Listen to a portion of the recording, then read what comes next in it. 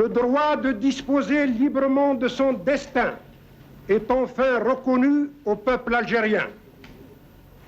Cette évolution n'a été possible que parce que depuis 5 années, le peuple algérien résiste victorieusement à l'une des plus sanglantes guerres de reconquête coloniale.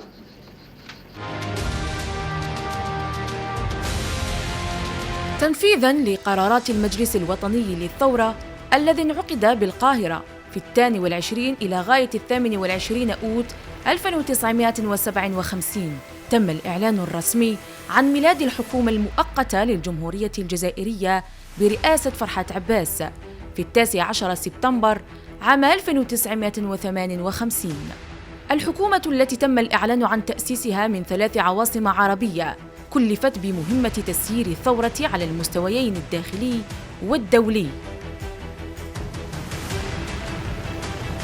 الحكومة المؤقتة التي اعترفت بها أكثر من 30 دولة عربية وإفريقية، آسيوية وأمريكية.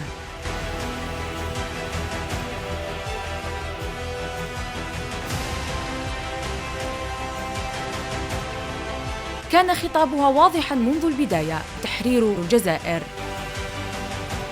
كان الاعتراف اللي يعترفوا بنا كحكومة وكجمهورية، هذا نعتبروه الاعتراف دبلوماسي. كان اللي يعترفوا بنا اعتراف سياسي، أن الحكومة المؤقتة تمثل الشعب الجزائري.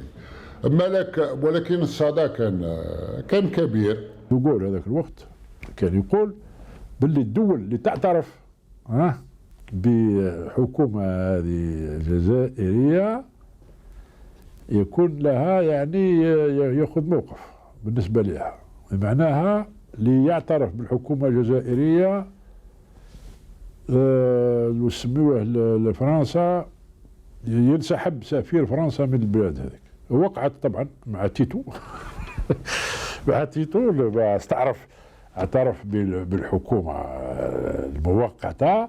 دوغول طلب من السفير تاعو يدخل.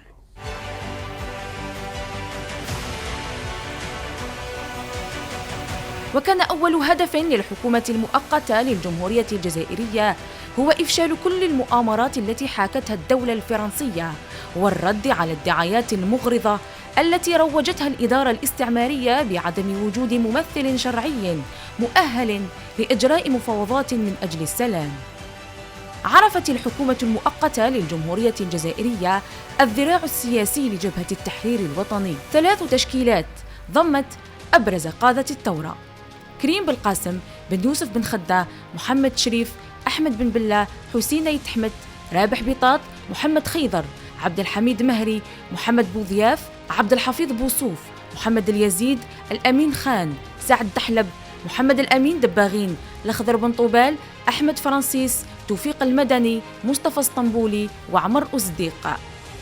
فرحات عباس الذي عين رئيساً لها لمرتين بين 1958 إلى 1961، وتم تعيين بن يوسف بن خدة على رأس الحكومة من 1961 إلى غاية 1962. جاء هذا التغيير بعد اجتماع المجلس الوطني للثورة في دورة طرابلس الثانية من 9 إلى 27 أوت 1961 بغرض تقريب وجهات النظر بين السياسيين والعسكريين وإعطاء دفعاً جديداً للمفاوضات. حكومة سعت جاهدة في عملها الدبلوماسي قصد التعريف بالقضية الجزائرية وبمطالب الشعب الجزائري في الحرية والاستقلال.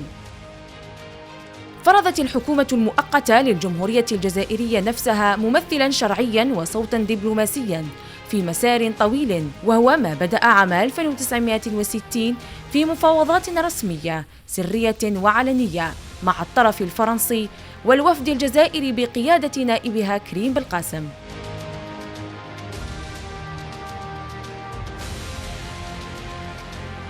أجبرت بذلك فرنسا الجلوس على طاولة المفاوضات إلى غاية التوصل إلى توافق بشأن اتفاقية إيفيان التي كللت بوقف إطلاق النار في 19 مارس 1962 وتحقيق الاستقلال بعد إجراء استفتاء تقرير المصير الفاتح من جويليا 1962.